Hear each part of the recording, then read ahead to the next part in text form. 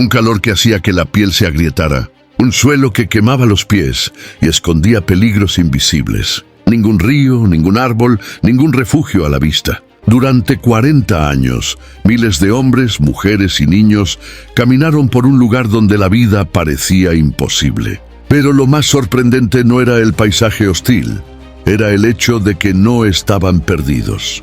Cada paso era observado, cada necesidad provista, cada murmullo respondido y, lo más curioso, incluso sin carreteras, mapas o brújulas, este pueblo sobrevivió. Sobrevivió al desierto, a las plagas, a la sed, al hambre y hasta a sí mismo. ¿Qué había en ese desierto? Como una multitud entera sobrevivió tanto tiempo en uno de los entornos más letales de la tierra. Lo que ocurrió entre la salida de Egipto y la llegada a la tierra prometida va mucho más allá de lo que los ojos pueden ver. Porque en ese lugar inhóspito, lo sobrenatural se convirtió en rutina. Historias así no aparecen todos los días. Y por aquí, a cada vídeo, descubres lo que casi nadie cuenta sobre los entresijos de las Escrituras. Si este tipo de mirada te hace ver la Biblia con más profundidad, aprovecha ahora y suscríbete al canal. Hay mucho más por venir y no querrás solo oír hablar. Querrás caminar juntos. El desierto donde los hebreos caminaron después de salir de Egipto no era un mero paisaje de arena y sol. Se trataba de una región árida, rocosa, marcada por grandes extensiones de terreno irregular y montañoso, intercaladas con valles secos y llanuras azotadas por el viento. La ruta del Éxodo, según indicaciones bíblicas y arqueológicas, se extendió por el desierto del Sinaí, un lugar que, hasta hoy, preserva las características hostiles que imponen miedo y respeto. En medio de la vastedad sin árboles, los peregrinos estaban a merced de un escenario donde la vida parecía imposible, donde los elementos de la naturaleza no ofrecían refugio y la soledad geográfica contribuía a una sensación constante de vulnerabilidad. La aridez no se limitaba a la falta de agua. El propio suelo ofrecía pocos signos de fertilidad. La vegetación era esparcida, limitada a arbustos secos y esporádicas plantas espinosas. En determinados tramos había solo piedras sueltas, rocas afiladas y polvo que se acumulaba con los vientos cortantes. Era un ambiente que probaba los límites de la resistencia humana, no solo físicamente, sino también emocional y espiritualmente. El pueblo de Israel no caminaba por un parque natural, sino por un territorio implacable, donde la supervivencia dependía diariamente de un milagro. El desierto no era solo el camino entre Egipto y la tierra prometida. Se convertía en parte del proceso divino de transformación. La geografía áspera y severa servía como un símbolo de las luchas internas que el pueblo cargaba. La liberación física había ocurrido, pero la mentalidad de esclavitud aún necesitaba ser deshecha. El paisaje reflejaba el corazón endurecido y temeroso de la nación recién liberada. La jornada por esas tierras exigía más que pies firmes. Exigía confianza en una promesa que muchas veces parecía demasiado lejana. Además de la simbología espiritual, el contexto histórico también es esencial. La península del Sinaí en la antigüedad era considerada una tierra de nadie, sin reinos organizados, sin ciudades fortificadas, sin acceso fácil a recursos. La presencia de tribus nómadas y el peligro de emboscadas transformaban el desierto en un territorio de constante alerta. Era como si, a cada nuevo amanecer, la supervivencia tuviera que ser renegociada con la propia existencia. La inseguridad era la única constante. Ante todo esto, lo que impresiona no es solo el hecho de que un pueblo entero sobrevivió allí durante 40 años, sino que ese período se convirtió en el origen de una identidad nacional. Entre rocas y polvo, Dios comenzó a formar una nación, una cultura y una relación única con su pueblo. El desierto dejó de ser solo una geografía hostil para convertirse en el útero del plan divino. En el desierto del Sinaí, las condiciones climáticas eran extremas e implacables. Durante el día, el sol azotaba con una intensidad que quemaba la piel y ofuscaba los ojos. Las temperaturas podían superar los 50 grados Celsius, creando un ambiente en el que incluso la respiración se volvía un esfuerzo arduo. Era como si el propio cielo estuviera contra el avance del pueblo. El suelo calentado hacía vibrar el aire a su alrededor, y los pocos lugares de sombra no eran suficientes para albergar a una multitud en marcha. Cada paso se daba bajo una luz que más parecía un juicio divino. Y cuando el sol se ponía, el contraste era brutal. El frío que caía sobre el desierto por la noche era tan intenso como el calor del día. Sin nubes para retener el calor, la temperatura caía drásticamente. Las noches congelantes forzaban al pueblo a agruparse, buscando protección mutua contra el frío cortante que invadía las tiendas. Esa alternancia entre extremos generaba un desgaste físico constante. El cuerpo humano no encontraba alivio. Era perseguido por el calor durante el día y por la fría implacable por la noche. Además, vientos fuertes y abruptos barrían frecuentemente el territorio, levantando nubes de arena y polvo que dificultaban la visibilidad y lastimaban los ojos. Estos vientos secos resequeban la piel, agrietaban los labios e irritaban las fosas nasales. Para un pueblo que dependía de la marcha, este tipo de condición era más que incómoda. Era un riesgo permanente para la salud y la integridad de los más frágiles. Mujeres embarazadas, niños y ancianos sufrían en silencio o murmuraban, como se registra en diversos momentos de la narrativa en Éxodo. Este clima riguroso también tenía implicaciones espirituales. El pueblo era obligado a lidiar con la imprevisibilidad de la naturaleza mientras aprendía a confiar en un Dios que prometía conducirlos a través de aquel caos. Era como si el propio ambiente exigiera fe. La dependencia diaria de la providencia divina se hacía evidente cuando no había otra fuente de seguridad. La supervivencia en el clima del desierto no era solo una cuestión de resistencia física, sino de rendición total a la voluntad divina. Mientras las condiciones climáticas desafiaban los límites de la resistencia humana, también revelaban una pedagogía divina oculta. Enseñar al pueblo a depender de algo más grande que sus propias fuerzas. En el silencio abrasador del mediodía y en el silencio congelante de la madrugada, Dios estaba presente, no solo como creador del cielo y de la tierra, sino como mantenedor de la vida que Él mismo había liberado. Pocas experiencias son tan aterradoras como la sed en un desierto. Sin fuentes de agua confiables, el pueblo de Israel enfrentaba uno de los mayores desafíos de su jornada. No había ríos constantes, ni pozos en abundancia. El agua, cuando aparecía, era frecuentemente escasa, amarga o imposible de consumir. Uno de los momentos más marcantes ocurrió en Mara, donde las aguas eran impropias y el pueblo clamó por socorro. Allí, como se relata en Éxodo capítulo 15, versículo 23, Dios transformó aguas amargas en aguas dulces, uno de los muchos milagros que sostuvieron al pueblo en su trayectoria. La sed revelaba más que la necesidad física. Expone la fragilidad espiritual de la nación. Siempre que el agua se acababa, comenzaban las murmuraciones. Era como si la confianza acumulada en los milagros anteriores se evaporara a cada nuevo desafío. La fe, muchas veces, se mostraba tan volátil como las reservas de agua. Sin embargo, Dios, con paciencia, respondía con provisión. En el desierto de Sim, por ejemplo, Él hizo brotar agua de una roca, como está registrado en Éxodo capítulo 17, versículo 6. Un acto sobrenatural que contrariaba la lógica de la naturaleza, pero reafirmaba el cuidado constante del Señor. La escasez también revelaba el papel fundamental de Moisés como intercesor. Ante el clamor del pueblo, era él quien se volvía a Dios, buscando respuestas, dirección y solución. Ese patrón se repetía diversas veces. Moisés no solo conducía al pueblo físicamente, sino también espiritual y emocionalmente, siendo un vínculo entre el desespero humano y la provisión divina. El desierto, en este sentido, también era un lugar donde el liderazgo se forjaba bajo presión, y la sed del pueblo moldeaba a un líder más sensible, dependiente y atento a la voz de Dios.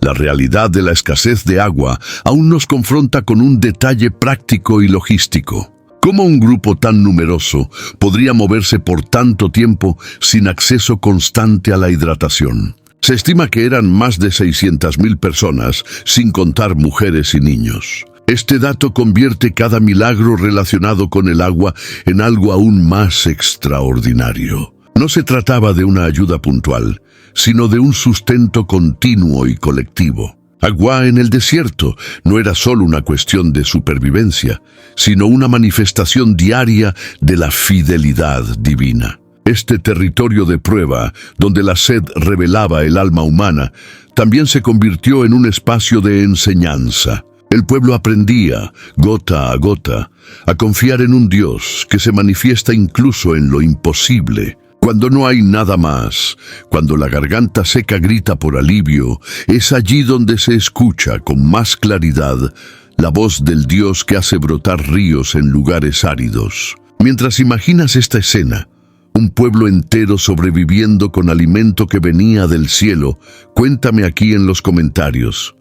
¿Cuál de estos milagros diarios más te impresiona hasta ahora? Siempre es enriquecedor ver cómo cada mirada capta detalles que pasan desapercibidos por otros. En medio de la escasez y el desespero de no saber qué comer, el pueblo de Israel presenció un milagro sin precedentes: el maná. Un alimento misterioso, similar a semillas blancas, que aparecía sobre la tierra con el rocío de la mañana. Esa provisión divina no solo saciaba el hambre, sino que también enseñaba disciplina y obediencia. Conforme está registrado en Éxodo capítulo 16, del versículo 14 al versículo 36, cada familia debía recoger solo lo necesario para el día. Quien intentaba guardar para el día siguiente veía el maná pudriéndose, con excepción del sábado, cuando Dios permitía que la porción del viernes durara 2 días enteros.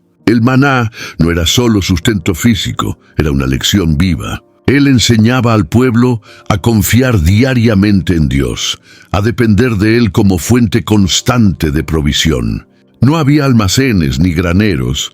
La supervivencia dependía de la fidelidad divina manifestada cada mañana. Aquello que parecía pequeño y repetitivo se convertía en un recordatorio constante de que Dios estaba atento a las necesidades de su pueblo. Y esta rutina de provisión diaria se extendió por 40 años, hasta que finalmente llegaron a la tierra de Canaán. La reacción inicial del pueblo ante el maná fue de sorpresa e incluso de cuestionamiento. ¿Qué es esto?, preguntaban entre sí, como relata el propio texto bíblico. La expresión se convirtió en el nombre del alimento, pues nadie sabía definir qué estaban comiendo. Esta falta de familiaridad refuerza la idea de que Dios muchas veces provee de maneras inesperadas. El maná era algo nuevo, diferente, y exigía no solo aceptación, sino una renovación de la confianza. La comida del cielo rompía la lógica humana y revelaba la creatividad del Creador al cuidar de los suyos. Aun siendo una bendición constante, el maná acabó convirtiéndose en objeto de murmuración. En determinado momento, el pueblo se cansó de él y deseó las delicias de Egipto como cebollas, peces y ajos. Esta insatisfacción reveló el corazón aún aferrado al pasado, aunque ese pasado estuviera marcado por la esclavitud. El maná, puro y simple, contrastaba con los recuerdos distorsionados que tenían de la abundancia egipcia. Al rechazar el alimento divino, rechazaban también el proceso de transformación que el desierto promovía. Esta dinámica nos lleva a reflexionar. ¿Cuántas veces menospreciamos las formas que Dios elige para sustentarnos? El maná era un milagro cotidiano que enseñaba contentamiento, confianza y obediencia. En el desierto de la vida, muchas veces esperamos manjares, pero Dios nos da lo esencial, y en ese esencial, Él revela su presencia. El maná no cayó solo del cielo, cayó directamente del corazón de un Dios que cuida incluso de los detalles más simples de la existencia. Cuando la insatisfacción del pueblo alcanzó su punto álgido debido a la monotonía del maná, Dios respondió de manera impactante. En medio de la murmuración colectiva, registrada en Números, capítulo 11, versículos 18 a 34, el Señor envió una nube de codornices, cubriendo el campamento con carne hasta donde la vista alcanzaba. Las aves venían del mar y se posaban cerca del suelo, permitiendo que fueran fácilmente capturadas. Era más una señal de que Dios no estaba ajeno a los clamores, incluso cuando venían cargados de ingratitud. La llegada de las codornices fue al mismo tiempo un acto de misericordia y una alerta solemne. Aunque Dios atendió al deseo del pueblo, también reveló su indignación con la actitud de rebeldía. No estaban simplemente pidiendo alimento, estaban rechazando la provisión anterior, deshonrando el cuidado constante del Señor. Esto culminó en un juicio inmediato. Mientras la carne aún estaba entre los dientes, muchos fueron heridos por una plaga. El lugar donde esto ocurrió fue llamado Kibrote Ataabá, que significa tumbas de la codicia. Este episodio marca un punto de tensión entre la necesidad legítima y el deseo carnal descontrolado. Dios había suplido al pueblo con pan del cielo, pero querían algo más. Algo que recordaba la abundancia de Egipto, aun cuando eso costara la obediencia y el honor al Dios que los liberó. Las codornices, por lo tanto, no fueron solo carne en el plato. Fueron una prueba a la fidelidad y al contentamiento, un espejo del corazón humano que muchas veces prefiere la cautividad conocida a la libertad con desafíos. El contraste entre el maná y las codornices también revela una diferencia de propósito. El maná era didáctico, espiritual, diario. En cambio, las codornices surgieron en un momento de impaciencia, deseo y descontrol. La carne que tanto desearon vino como juicio y lección. Esto nos muestra que no toda bendición aparente es señal de aprobación divina. A veces, Dios permite aquello que pedimos fuera de tiempo, solo para que comprendamos el engaño de nuestros propios deseos.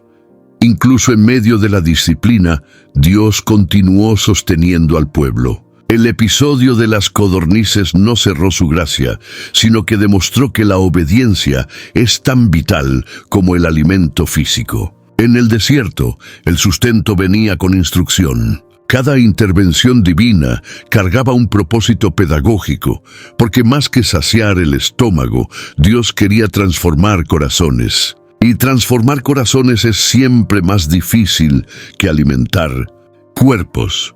Ninguna otra manifestación divina en el desierto fue tan constante y visible como la columna de nube durante el día y la columna de fuego durante la noche. Desde la salida de Egipto, como se describe en Éxodo capítulo 13, versículos 21 y 22, esta presencia se convirtió en la guía incuestionable del viaje. La nube daba sombra bajo el sol abrasador, y el fuego calentaba e iluminaba en las noches gélidas. Pero más que un confort físico, estas manifestaciones eran señales de dirección clara y continua. Donde la nube iba, el pueblo seguía. Donde ella se detenía, acampaban.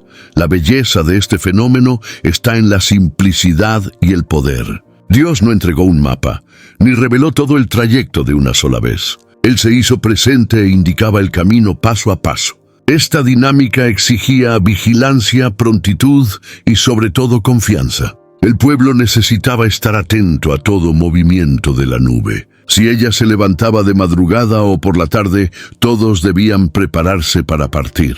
El ritmo de la caminata era dictado por la voluntad divina, no por la conveniencia humana. Además de la función práctica, la columna de nube y de fuego era una respuesta emocional a la ansiedad del pueblo. Estaban en tierras desconocidas, vulnerables a ataques, sin garantías de dónde pisar.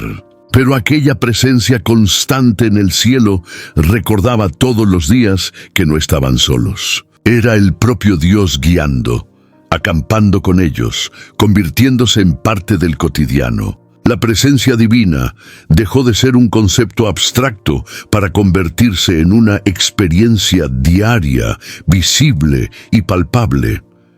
Este modelo de dirección divina nos confronta con nuestras propias expectativas. En lugar de planes detallados, Dios ofrece presencia. En lugar de control total, Él nos invita a confiar. ¿Cuántas veces en nuestra jornada no exigimos garantías antes de dar un paso? En el desierto, el pueblo aprendió que caminar con Dios es caminar en dependencia. Y eso no siempre es cómodo, pero siempre es seguro.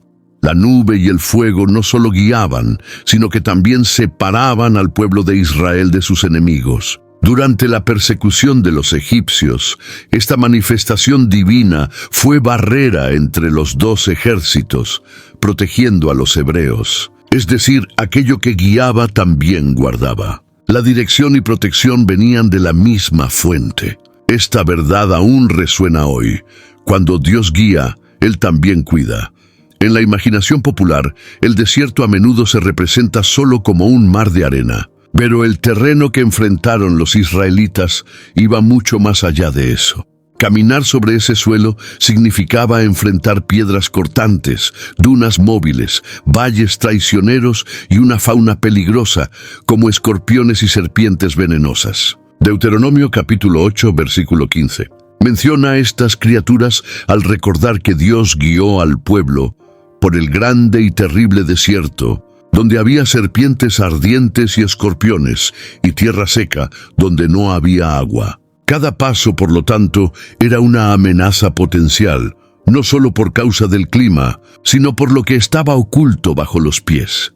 Las serpientes ardientes mencionadas en las Escrituras no son solo una metáfora espiritual, sino una realidad mortal. Eran reptiles de veneno letal, capaces de matar rápidamente. En Números capítulo 21, versículos 4 a 9, el pueblo una vez más murmuró contra Dios y contra Moisés, y el Señor permitió que serpientes atacaran el campamento. Muchos murieron, pero en el auge de la desesperación, Dios instruyó a Moisés a levantar una serpiente de bronce sobre una asta. Quien mirara hacia ella, viviría. Este episodio, además de traer curación física, se convirtió en un poderoso símbolo de redención, tanto que Jesús lo cita en Juan capítulo 3, versículo 14. Además de las amenazas vivas, el terreno rocoso causaba heridas, dificultaba el avance de las caravanas y ponía a prueba la resistencia de los animales de carga. No había senderos definidos ni caminos pavimentados. La jornada se hacía por intuición, fe y observación constante del camino. Las sandalias estaban expuestas al desgaste continuo, al igual que los propios pies. Sin embargo, un detalle sorprendente es destacado en Deuteronomio, capítulo 29, versículo 5. Durante 40 años de caminata, las ropas y los calzados del pueblo no se gastaron. Un milagro discreto pero esencial para que pudieran sobrevivir en medio de la aspereza del suelo. El desierto, con sus peligros invisibles, exigía vigilancia constante. Al menor descuido, una picadura o una torcedura podría significar la muerte. Esto mantenía al pueblo en estado de alerta, dependiente no solo de líderes humanos, sino de la protección divina en cada detalle. Era como si el suelo les recordara constantemente que ese no era un lugar para confiar en la propia fuerza. Era un campo de humildad, donde hasta el caminar más simple necesitaba de amparo celestial. Y es curioso cómo a menudo subestimamos el suelo que pisamos. En la vida, los mayores peligros no siempre están en lo que es visible. Las piedras y serpientes del camino espiritual pueden ser silenciosas, disfrazadas, inesperadas. Pero el mismo Dios que guardó a Israel en esa travesía sigue ofreciéndonos dirección y protección. Él conoce cada curva, cada bache, cada amenaza que no vemos. Y aun cuando somos picados por las consecuencias de nuestras propias elecciones, Él ofrece curación y restauración.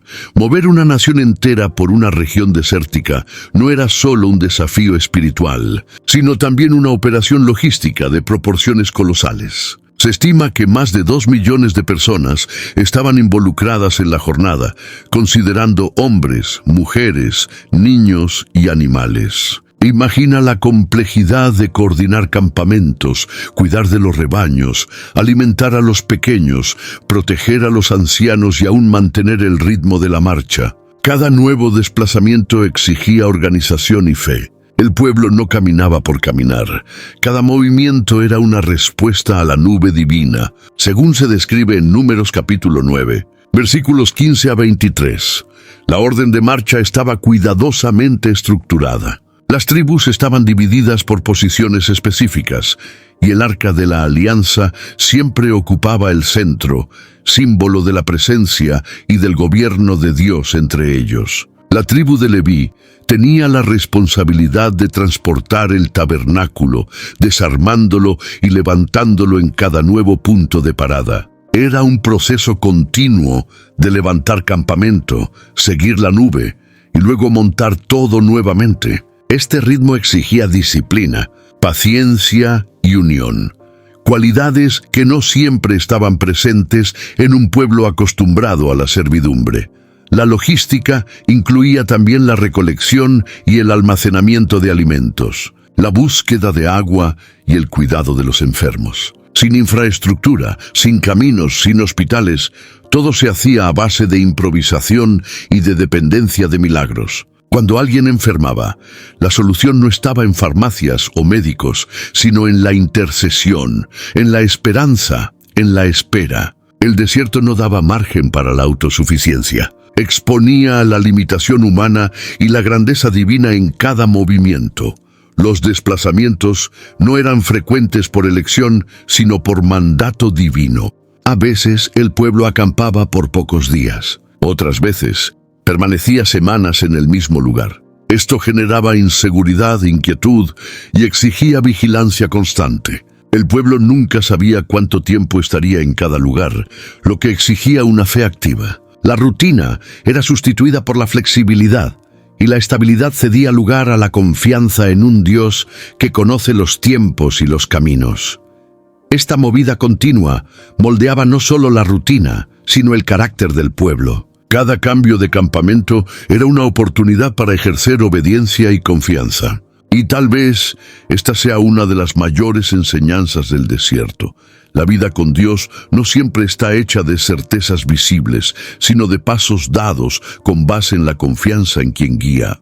El pueblo aprendió que andar con Dios significa estar dispuesto a levantar campamento cuando Él se mueve, incluso si todo en nosotros quiere quedarse.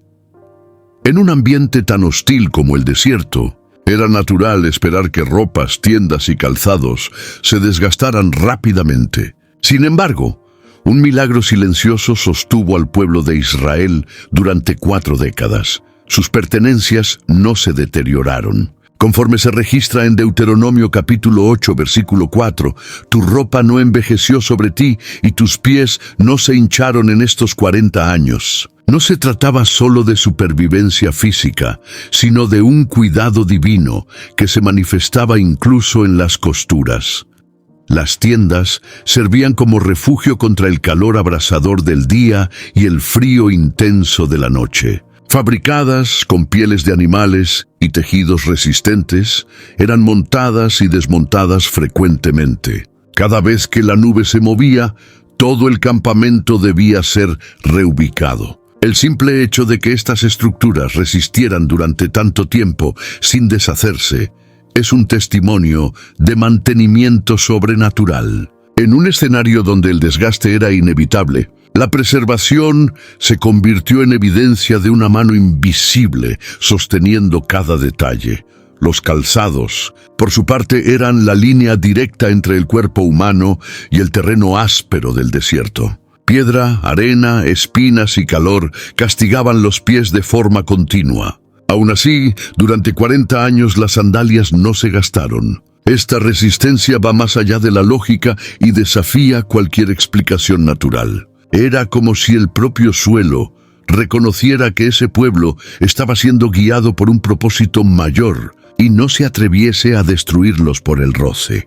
Además de la preservación de los bienes, el milagro también involucraba el cuerpo físico. El texto bíblico nos dice que los pies no se hincharon, un detalle que revela un cuidado minucioso. Caminar largas distancias, cargando peso, bajo condiciones climáticas severas, normalmente llevaría a la extenuación, heridas, inflamaciones. Pero Dios sostenía no solo el exterior, sino también el interior de cada viajero. La resistencia física del pueblo era un reflejo de la intervención continua del Señor en sus cuerpos.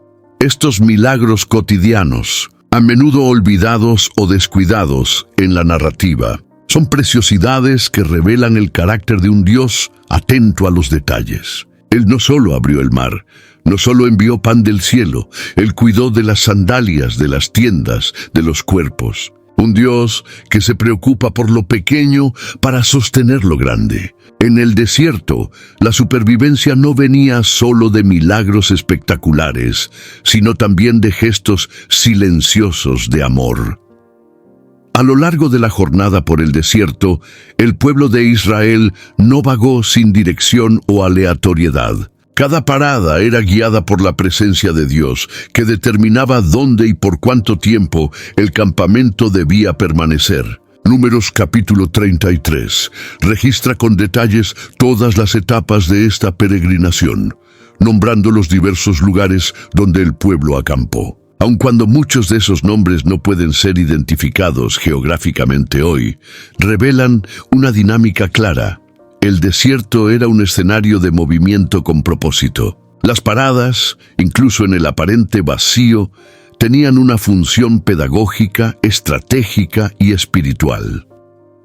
Estos lugares no eran elegidos por comodidad o abundancia, sino por revelar lecciones importantes. En Refidim, por ejemplo, no había agua, lo que generó murmuración y llevó a Dios a hacer brotar agua de la roca, como está en Éxodo capítulo 17. Ya en Elim, el pueblo encontró 12 fuentes y 70 palmeras, un raro oasis en medio de la sequedad donde pudieron descansar. Estos contrastes muestran cómo Dios alternaba entre pruebas y refrigerios, no solo para mantener el equilibrio físico de la jornada, sino para desarrollar la confianza espiritual de un pueblo en formación.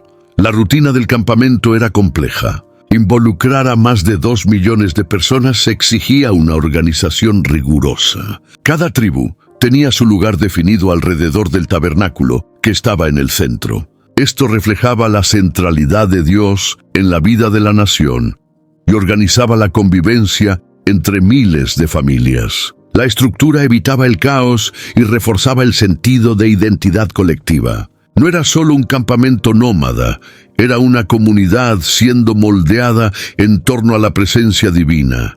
Además, cada parada se convertía en un memorial. Incluso los lugares de mayor dolor y crisis, como Mara, donde las aguas eran amargas, o Kibrote Ataabá, donde muchos fueron sepultados por su codicia, llevaban un profundo enseñamiento. Eran recordados no solo por los acontecimientos, sino por lo que revelaban sobre el corazón del pueblo y la fidelidad de Dios. Las geografías del desierto se convirtieron en capítulos vivos de una narrativa que moldeaba una nación desde cero. Detrás de cada parada había una invitación a reflexionar, aprender y crecer. Dios no los conducía por atajos, sino por una ruta que sanaba, corregía y transformaba. En medio de la nada, cada punto del trayecto era, en realidad, un altar de encuentros, ajustes y milagros. Y cuando se mira esta larga caminata, se comprende que ningún lugar era insignificante. Cada lugar tenía un nombre, un propósito y una marca en el corazón del pueblo. Fue en el desierto, lejos de los centros de poder de Egipto o de las riquezas de Canaán, que Dios eligió revelarse de manera más intensa. El monte Sinaí, también llamado Horeb, se convirtió en el punto de encuentro entre lo divino y lo humano. Allí, Dios habló con Moisés de forma directa, estableció la alianza y entregó los 10 mandamientos, como se narra en Éxodo capítulo 19 y 20. El escenario era majestuoso y aterrador.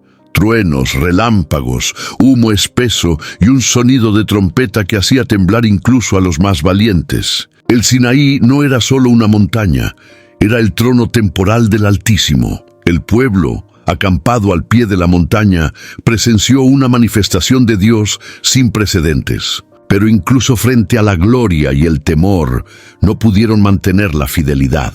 Mientras Moisés permanecía en la cima recibiendo instrucciones, los israelitas, impacientes, construyeron un becerro de oro y se entregaron a la idolatría, como está registrado en Éxodo capítulo 32. La revelación, por lo tanto, ocurrió en medio de la tensión entre la santidad divina y la corrupción humana. El monte Sinaí se convirtió en símbolo de alianza, pero también de confrontación. Moisés, en este punto, se destaca no solo como líder, sino como intercesor. Subió a la montaña, permaneció allí 40 días y 40 noches, ayunando y recibiendo directamente la ley de Dios. Cuando descendió y vio la idolatría del pueblo, rompió las tablas de la ley, como señal de profunda indignación. Aún así, volvió a la montaña, clamó por la misericordia divina y recibió nuevamente las tablas, restableciendo la alianza. El Sinaí, por lo tanto, fue también el lugar de la segunda oportunidad. Un Dios que se revela en gloria, pero también en perdón. Además de los mandamientos, fue en el Sinaí donde Dios dio a Moisés las instrucciones detalladas sobre el tabernáculo, los sacrificios, el sacerdocio y las leyes civiles. El pueblo dejó de ser solo un grupo de exesclavos para convertirse en una nación con identidad, leyes, estructura espiritual y un llamado divino. El Sinaí fue la cuna de Israel como pueblo de Dios, establecido no por la fuerza, sino por revelación. Cada ley recibida era una expresión del carácter divino y no una carga opresiva.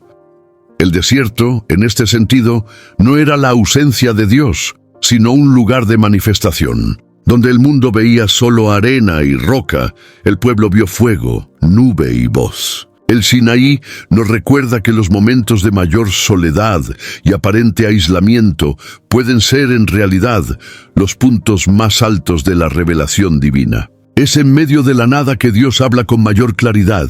En el desierto, el silencio era más que ausencia de ruido, era una presencia densa, casi palpable, sin el barullo de las ciudades, sin el tumulto de los mercados, sin las distracciones de la vida urbana. El pueblo de Israel tuvo que lidiar con algo que muchos temen: el enfrentamiento consigo mismos. El silencio abría las dudas, revelaba las tensiones internas y ampliaba la sensación de desamparo. Sin embargo, ese silencio también era el espacio donde Dios hablaba con mayor profundidad. El profeta Elías, siglos después, aprendería en el mismo Sinaí que Dios no estaba en el terremoto o en el fuego, sino en un susurro suave, conforme a 1 Reyes, capítulo 19. Versículo 12.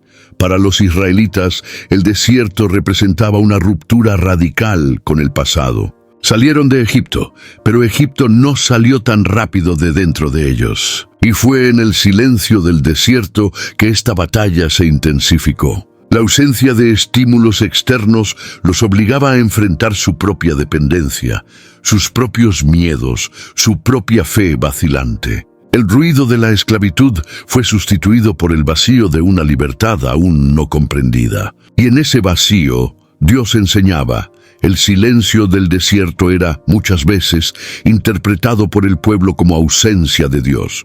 ¿Está el Señor en medio de nosotros o no? Lo preguntaron en Meribá, conforme a Éxodo capítulo 17, versículo 7. Esta pregunta revela una angustia existencial que resuena hasta hoy. ¿Dónde está Dios cuando no oímos nada? Pero el silencio no es sinónimo de abandono. Por el contrario, era Dios enseñando al pueblo a escucharlo de una manera nueva. No más por señales espectaculares, sino por la escucha atenta del corazón. En este ambiente de escasez sonora, las enseñanzas no venían solo por las palabras, sino por los procesos. El propio caminar era un sermón. La espera era una escuela. La rutina simple del maná, de la nube, de las paradas y partidas, era una invitación a la introspección. El silencio forzaba al pueblo a dejar de mirar hacia afuera y comenzar a ver hacia adentro. Era un silencio pedagógico que pulía el alma. Muchas de las experiencias más profundas con Dios no vienen en medio de la agitación, sino en el recogimiento. El desierto enseña que hay un tipo de voz, que solo se oye cuando todo lo demás se calla. Y ese tipo de enseñanza no se olvida. El silencio ensordecedor del desierto se convierte con el tiempo en uno de los mayores instrumentos de Dios para formar un pueblo sensible a su presencia, incluso cuando ésta parece estar ausente. La caminata por el desierto no expuso solo las limitaciones físicas del pueblo, sino que desnudó las debilidades espirituales que aún estaban profundamente arraigadas. Ante cada dificultad, fuera por falta de agua, comida, dirección o seguridad, surgían quejas y murmuraciones. En Éxodo capítulo 16, versículo 3, el pueblo llega a decir: «Quisiera que hubiéramos muerto por la mano del Señor en la tierra de Egipto, cuando nos sentábamos junto a las ollas de carne». Esta declaración revela cuánto la memoria de Egipto aún era romantizada.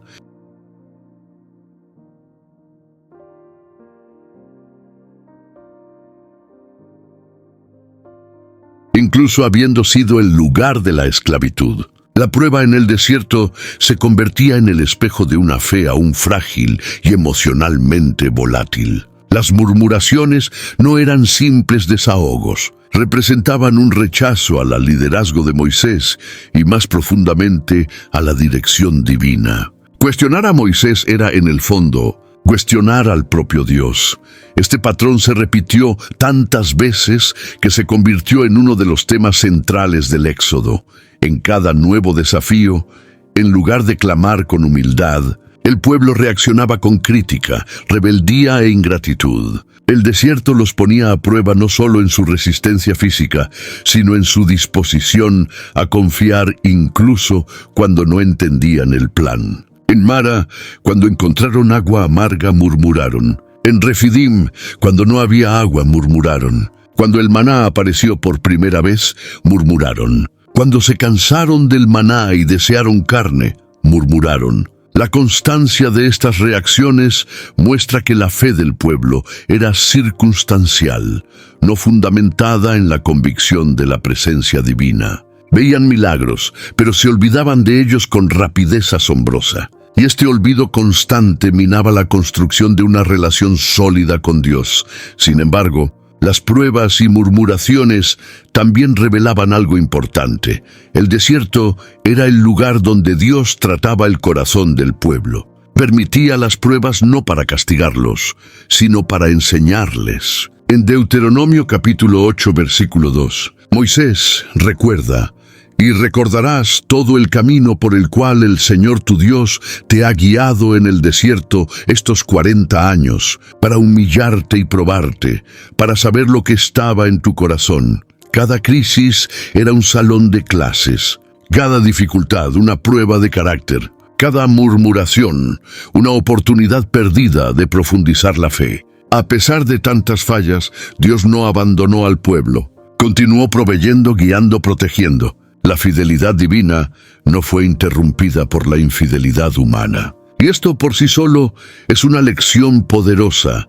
Dios permanece fiel incluso cuando nuestra fe vacila. El desierto fue un escenario donde el pueblo cayó muchas veces, pero también donde la paciencia y la misericordia de Dios se revelaron de manera constante y sorprendente. El desierto fue escenario de intervenciones divinas que superaron la lógica humana. Dios no solo sustentó al pueblo con lo esencial, sino que también demostró su poder a través de signos claros, tanto de misericordia como de juicio. La apertura del Mar Rojo, al comienzo de la jornada, fue solo el preludio de una serie de milagros que marcaron cada etapa. El agua brotando de la roca, el maná cayendo del cielo, la presencia visible en la nube y en el fuego, las victorias contra ejércitos enemigos. Todo esto constituía un testimonio continuo del Dios que camina con su pueblo. En Números capítulo 20, versículo 11,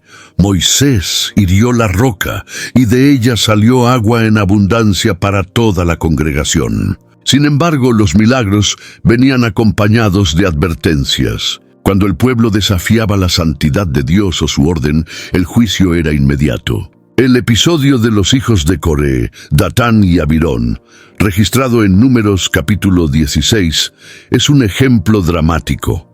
Al rebelarse contra el liderazgo de Moisés, la tierra se abrió y los tragó vivos. Dios demostraba que su presencia no era solo consuelo, era también autoridad indiscutible. La santidad no podía ser tratada con ligereza, y el desierto dejaba claro esto de manera innegociable. Estas manifestaciones no tenían el objetivo de crear miedo por miedo, sino de reforzar que Dios no era una proyección de las voluntades humanas. Él es soberano, y su presencia en medio del pueblo exigía reverencia. El milagro y el juicio caminaban juntos, como caras de un mismo propósito: formar una nación santa, separada, consciente de la grandeza de aquel que los había sacado de Egipto. No era un Dios manipulable, sino un Dios que se revelaba con gloria y justicia. La generación que vivió estos milagros tenía un privilegio extraordinario.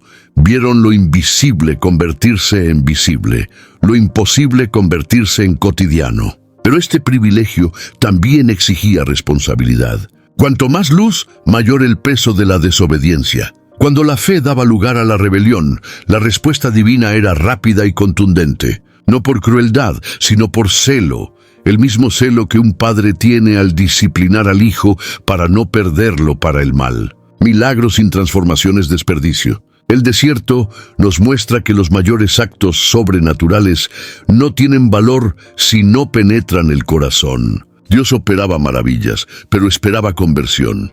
Y eso sigue siendo válido.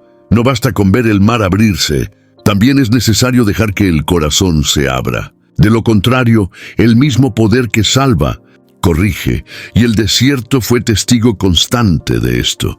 Cuando Israel salió de Egipto, no eran aún una nación, sino un grupo de tribus, clanes y familias marcadas por la opresión. Tenían una herencia de fe a través de Abraham, Isaac y Jacob, pero la esclavitud había oscurecido su identidad.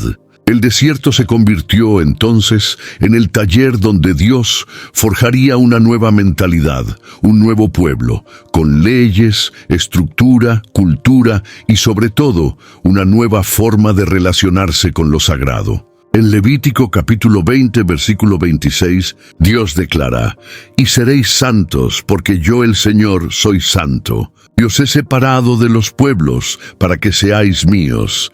Este proceso de formación no fue inmediato ni fácil. Implicó confrontaciones internas, ajustes sociales y una serie de enseñanzas que iban desde cuestiones de higiene hasta principios espirituales profundos. El tabernáculo fue establecido como el centro de la vida comunitaria, y en él el pueblo aprendió la importancia del sacrificio, de la mediación sacerdotal y de la presencia continua de Dios. Cada tribu recibió funciones específicas, y la organización del campamento reflejaba no solo orden, sino propósito. Era Dios enseñando que la libertad sin estructura se transforma en caos.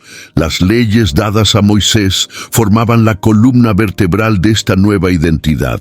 Eran leyes que regulaban todo, desde relaciones interpersonales hasta la manera de celebrar fiestas. Dios no quería solo un pueblo libre, sino un pueblo diferente. Las naciones alrededor practicaban rituales crueles, adoraban a muchos dioses e ignoraban el valor de la vida humana. Israel, sin embargo, debía reflejar el carácter de su Dios, un Dios que es justo, santo y compasivo. La formación de la identidad pasaba por cada detalle de la vida cotidiana.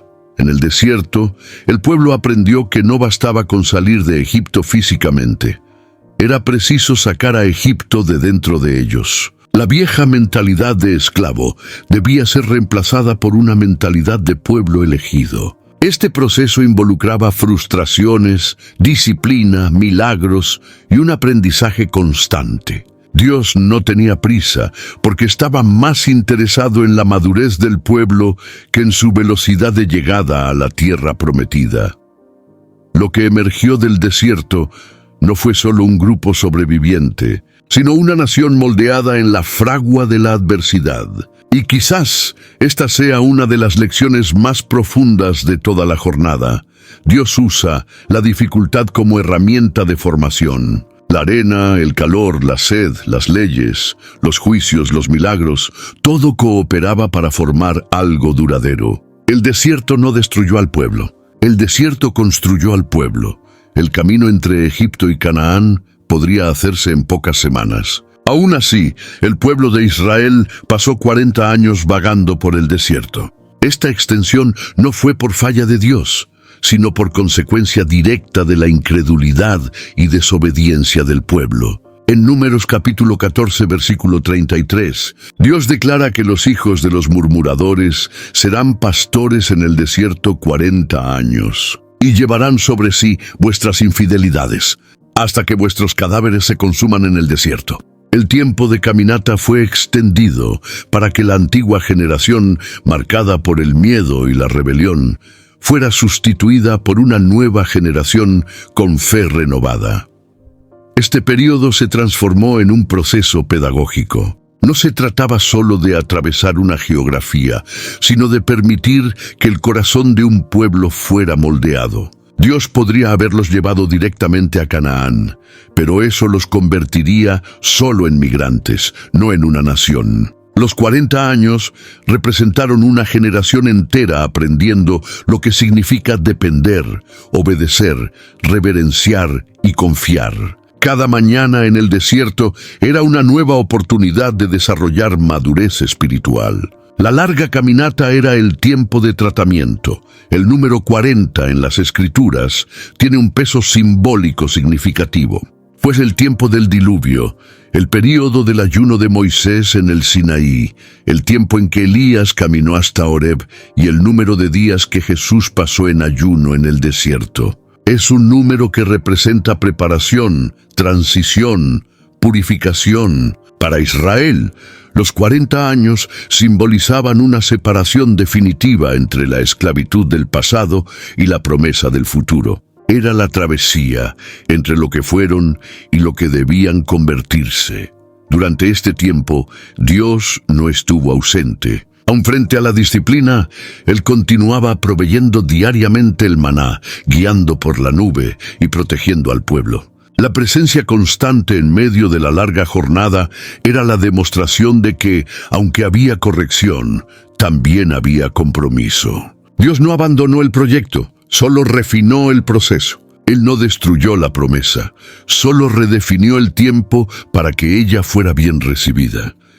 La lección de los 40 años resuena aún hoy. Hay momentos en los que lo que Dios desea hacer en nosotros es más importante que lo que Él quiere hacer por nosotros. El tiempo del desierto no es un tiempo perdido. Es un tiempo invertido en la construcción de una fe sólida, de un carácter alineado y de una dependencia verdadera. El tiempo de espera, cuando se vive con entendimiento, se transforma en tiempo de transformación.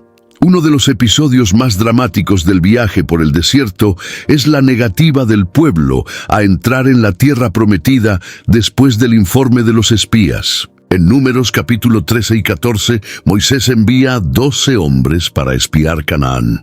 10 de ellos regresan con un informe negativo, aterrorizando al pueblo y esparciendo desánimo. Solo Josué y Caleb mantienen una visión de fe, confiando en que Dios podría darles la victoria. ¿Cuál fue la respuesta del pueblo? Rebelión, miedo y el deseo de volver a Egipto.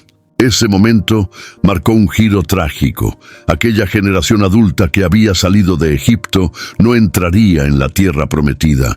La incredulidad no fue solo un sentimiento pasajero. Se manifestó en acciones concretas de desobediencia, en rechazo al liderazgo, en constantes cuestionamientos a la fidelidad de Dios. Y Dios, con justicia, determinó que ninguno de aquellos que dudaron y murmuraron vería cumplida la promesa. Ellos morirían en el desierto. Solo los hijos, nacidos o criados en aquel viaje, heredarían lo que los padres rechazaron. Esa decisión no fue un acto de ira ciega, sino de justicia pedagógica, una lección para la posteridad. La tragedia de la generación perdida nos enseña que hay promesas que solo se cumplen con fe. Dios no solo estaba llevando al pueblo a un lugar geográfico, sino tratando de llevarlos a una dimensión espiritual donde la confianza en Él fuera plena. Cuando el pueblo se negó a confiar, también rechazó la herencia. Canaán no podía ser habitada por corazones esclavos del miedo. Por eso fue necesario esperar que una nueva generación se levantara, con una nueva disposición. Esa nueva generación, liderada por Josué, nació y creció al ritmo del desierto. Aprendió a confiar viendo caer el maná. Aprendió a escuchar las leyes, a montar y desmontar el tabernáculo, a seguir la nube. No tenían recuerdos de Egipto. No estaban contaminados por la nostalgia de la esclavitud. Estaban listos para la conquista porque fueron forjados en la dependencia. El desierto que mató a los padres fortaleció a los hijos. La generación que no entró sirve como alerta y espejo. Muchos tienen promesas, visiones, sueños dados por Dios, pero mueren en el desierto de la incredulidad, del miedo y de la rebeldía. Lo que debería haber sido una travesía se convierte en sepultura. No basta con salir de Egipto, es necesario caminar con fe hasta el final. La promesa es real, pero solo es accesible para quienes confían en el Dios que guía. Después de 40 años de peregrinación, finalmente el pueblo de Israel se acercó a la tierra prometida. El Jordán era ahora la última barrera entre el desierto y la herencia. En Josué capítulo 3 vemos repetirse un nuevo milagro. Las aguas del río se abrieron cuando los sacerdotes pisaron sobre ellas, llevando el arca de la alianza. Era como si Dios estuviera diciendo, lo mismo que abrió el mar, también abre el río. Yo soy el mismo ayer, hoy y siempre. El desierto finalmente quedó atrás y comenzó un nuevo tiempo. Esta travesía marcó más que un cambio geográfico, fue una transición de estación espiritual. El pueblo que entró en Canaán era diferente del que salió de Egipto. Tenían cicatrices, sí, pero también experiencias profundas con Dios. Sabían lo que significaba caminar por fe, vivir del milagro, soportar la disciplina y depender de la dirección divina. No eran perfectos, pero estaban listos. Habían sido entrenados no por estrategia humana, sino por dependencia divina. Al pisar Canaán, el maná cesó. Josué capítulo 5 versículo 12 registra que al día siguiente de comer del fruto de la tierra cesó el maná, y los hijos de Israel ya no lo tuvieron. Pero en aquel año comieron de las novedades de la tierra de Canaán. El milagro diario dio paso a la cosecha. La provisión extraordinaria dio espacio a la administración de la herencia. Era el comienzo de una nueva fase, donde el mismo Dios que sustentaba en el desierto ahora enseñaría a cultivar y a guardar lo que había sido prometido. El desierto no fue tiempo perdido, fue el vientre de la promesa. Cada dificultad enfrentada preparó al pueblo para el peso de la conquista. Sin el desierto, tal vez no soportaran los desafíos de Canaán. Habían aprendido a guerrear, a confiar, a escuchar, a obedecer. Ahora era tiempo de avanzar no como fugitivos, sino como herederos. El desierto terminó, pero las enseñanzas permanecerían para siempre. Al final de este viaje, el pueblo podía mirar hacia atrás y darse cuenta de que, incluso en los senderos más áridos, Dios nunca dejó de caminar con ellos. El desierto moldeó, purificó, fortaleció, y cuando finalmente cruzaron el Jordán, dejaron atrás no solo la arena y el calor, sino también las ataduras internas que los ligaban al pasado. Ahora pisaban en promesa, porque permitieron que el desierto los transformara por completo. ¿Cuántas historias llevamos? ¿Y cuántas veces solo entendemos el propósito de ellas al mirar hacia atrás, como en el desierto? Comparte este video con alguien que también ha enfrentado tiempos difíciles y suscríbete para caminar con nosotros en cada nuevo descubrimiento de la palabra. Con nosotros en cada nuevo descubrimiento de la palabra.